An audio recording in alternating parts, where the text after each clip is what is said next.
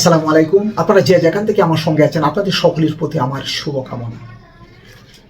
কথায় আছে ভাগ্যের উপরে কারো হাত নেই। জানি না কোন অপরাধে কার দোষে ট্রাকের চাকায় পিষ্ট হয়ে কিশোরগঞ্জের আঞ্চলিক মহাসড়কের বুকে অকালে ঝরে গেল দুটি তরুণ তাজা প্রাণ। অনেক স্বপ্ন ছিল তাদের চোখে, পরিবারের অনেক আশা ছিল তাদের ঘিরে। দুজনের শিক্ষারত অবস্থায় এদের একজনের কুড়িয়ে যাওয়ার প্রস্তুতি চলমান। পাসপোর্ট আনার লক্ষ্যে মামা ভাইগনা মিলে মোটর বাইকে জেলা শহরে যাওয়া। বিধিবাম আর ফেরা হলো না পরিবারে, যাওয়া হলো না কুড়িয়াতে। অগণিত স্বপ্ন বুকে নিয়ে স্বজন সঙ্গীদের ছেড়ে সবাইকে খাদি নিরাশ করে চলে গেলেন না ফেরার দেশে। এই পরিবারে নেমে এসেছে সুখের ছায়া। দোয়া করি সকল সুখ সয়ে নেওয়ার তৌফিক দান করো খোদা এই পরিবারের সদস্যদের ঘিরে। পরপারে সুখে থাকুক। দুজনকে ঘিরে স্বজন এবং এলাকাবাসীর দেওয়া তথ্যচিত্রে দেখুন বিস্তারিত।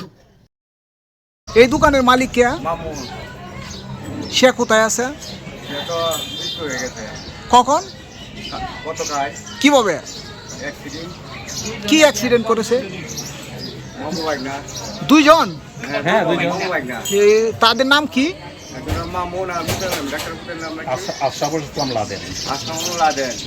লাদেন। দুইজনে একসাথে কোথায় মারা গেছে? কিভাবে? লাদেন হলো এই দোকানে। কেন গেছিল? ফাস্টফুড আনতে, কুড়িয়ে যাওয়া। ভাই আপনার পরিচয়টা?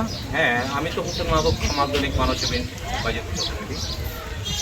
যে কি ঘটনা ঘটেছিল গতকাল? ঘটনাটা হলো ওখানে এই যে দোকানটা দেখছেন সেটা আব্দুল্লাহ মামুন রাজীব হলো মামুনের ভগ্নিপতি।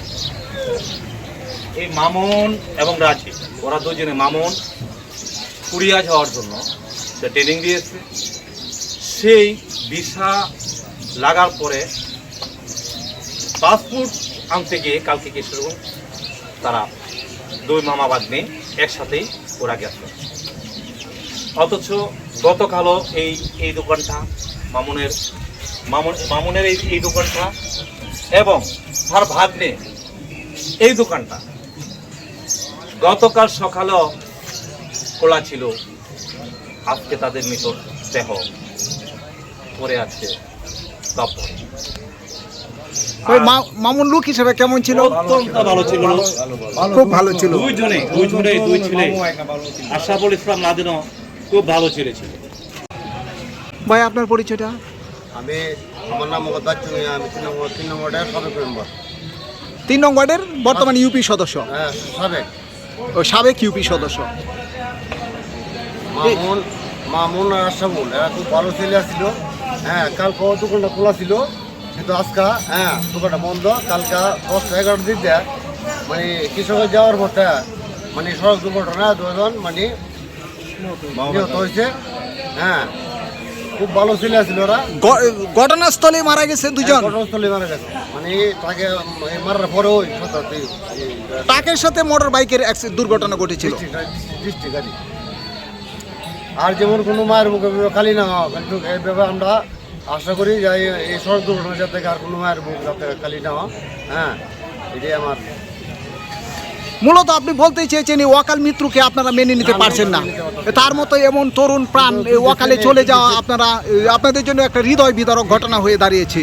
আপনারা চান যেন আর কারো মায়ের বুকে এভাবে ওয়াকালে না জড়ুক এবং দুর্ঘটনার শিকার হোক, এটা আপনাদের কারো কাঙ্ক্ষিত না। আপনারা শুনছেন, আসলে এই ওয়াকাল চলে যাওয়াটা কেউ মেনে নিতে পারছেন না। তাদের একই বাইশ, আর কোনো মায়ের বুক যেন এভাবে খালি না হয়, আর কেউ যেন এই দুর্ঘটনার শিকার না হয়। সড়ক পথ নিরাপদ হোক, মানুষের চলার পথ সুগম হোক। ভালো থাকুন, শুভকামনা। আবারও দেখা হবে। সুপ্রিয় দর্শক, আমি এই মুহূর্তে অবস্থান করছি কিশোরগঞ্জ জেলার বাজিতপুর উপজেলার সেই কৈলা গ্রামে, যেখানে গত পরশুও এই দোকানগুলো খোলা ছিল, আজ বন্ধ দেখা যাচ্ছে। জনগণ তাদের জন্য হাহাকার করছে, কারণ অত্যন্ত ভালো ছেলে ছিল, কুড়িয়ে যাওয়ার জন্য পাসপোর্ট করেছিল। সেই পাসপোর্ট আনতে গিয়ে রাস্তার মধ্যে তারা দুর্ঘটনার শিকার হয়। কুড়িয়ে আর যাওয়া হলো না সেই মামুনের সুখে সুখাহত এলাকাবাসী এবং তার স্বজনরাও সেই সুখে সুখাহত। এবং এখানে আমি একজন গণমাধ্যম কর্মীর সাথেও কথা বলেছি, তিনিও তার সুখে সুখাহত। আপনাদের সাথে এই বিষয়ে আবারও বিস্তারিত কথা হবে। আমরা চলে যাব এই মুহূর্তে তার বাড়িতে।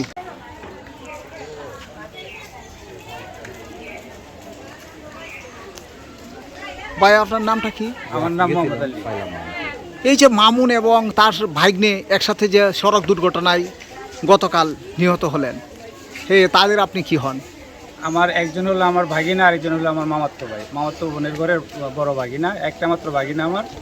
ওরা কিশোরগঞ্জ গেছিল পাসপোর্ট আনার জন্য। মামুন আমার ছোট ভাই, ওই কিছুদিনের ভিতরে কোরিয়া চলে গেল, কোরিয়ার ভাষা শিখতেছে। ওদের ভিসা মৃত্যুতে পেয়েছিল? আমরা- হ্যাঁ, ভিসা পেয়েছিল?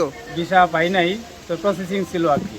ও ভিসা প্রসেসিং এ ছিল, ভিসার প্রসেসিং ছিল, ও পাসপোর্ট আনার জন্য গিয়েছিল। পাসপোর্ট আনার জন্য। কিভাবে দুর্ঘটনার শিকার হলেন? মোটরসাইকেল অ্যাক্সিডেন্ট, গাড়ি চাপা, একটা গাড়ি ওরে চাপা দিছে, অন্য গাড়ি উপর দিয়ে চলে গেছে কিশোরগঞ্জ যাওয়ার পথে। কোন এলাকায়? কামালিয়ারচর। কঠিয়াদিরের শেষ মাথায় কামালিয়ারচরে।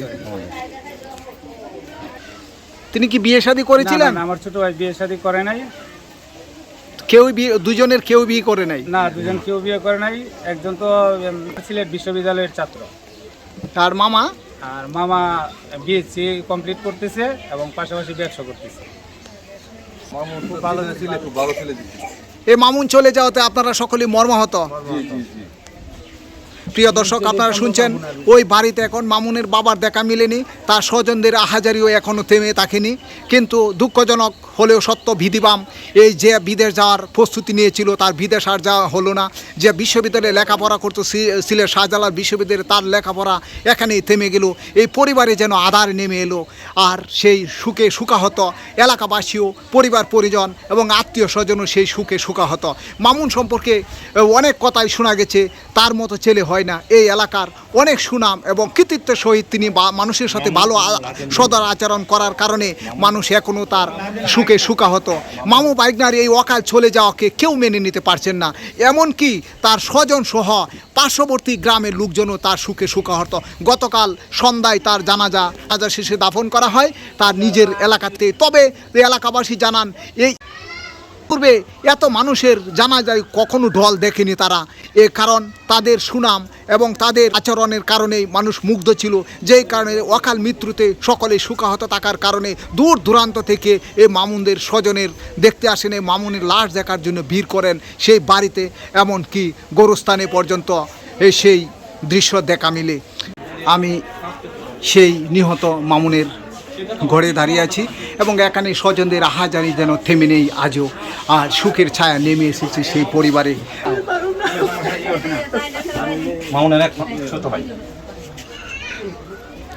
প্রিয় দর্শক, আপনারা দেখছেন মামুনের একমাত্র ছোট ভাই, তিনিও সুখে সুখাহত। কারণ ভাইয়ের সুখে তিনি এতটাই সুখাহত যে কিছুই বলতে পারেনি ক্যামেরার সামনেও। তবে তার একটাই কথা, তার ভাই যেন পরপারে সুখে থাকেন, এ একমাত্র আল্লাহর কাছে তার ফরিয়াদ। দোয়া করি সুখে থেকো পরপারে দুজনেই, পাশাপাশি দোয়া করি কারো যেন এমন দুর্ঘটনাজনিত মৃত্যু না হয়। ভালো থেকো, শুভকামনা সবসময়। আল্লাহ।